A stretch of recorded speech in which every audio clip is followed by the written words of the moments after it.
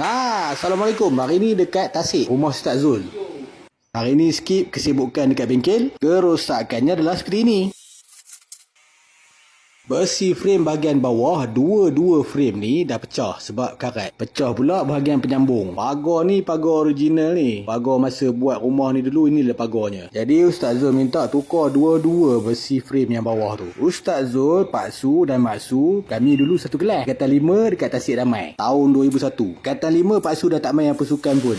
Ustaz Zul ni main bola. Rasanya dia aktif beberapa jenis sukan. Selain daripada suara yang sedap, kalau dengar dia menyanyi, kalau dengar dia mengaji, syahduo. Nak dikatakan jodoh tu, kami mengaji di Kedah dulu lepas Katan 5. Madrasah Nurul Islah, Pondok Ustaz Bakar Warok, Parik Panjang. Ustaz Zul ni alim, mengaji tak berhenti-henti. Pak Su banyak tidur daripada mengaji. Kalau idak nama Pak Su, Ustaz Pak Su lah.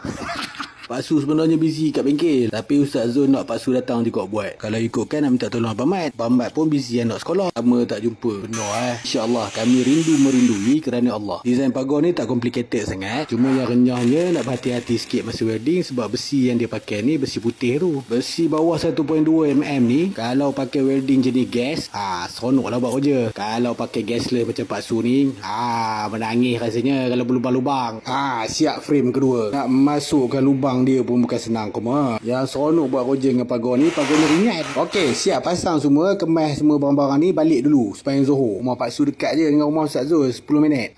Lepas Zohor kita sambung mengecat. Mengecat pula, patutnya cat bahagian yang Pak Su buat saja. Sakit pula hati menengok putih-putih tu. Pak Su cat lah sikit-sikit. Lagipun Ustaz Zul dia kata tak payah cat sebab dia nak cat warna oren kata je. Pak Su tak boleh warna oren ni, allergy. Inilah rupanya dah siap. Like, comment, share. Kalau suka video ni, kasih jatuh lu punya kepala.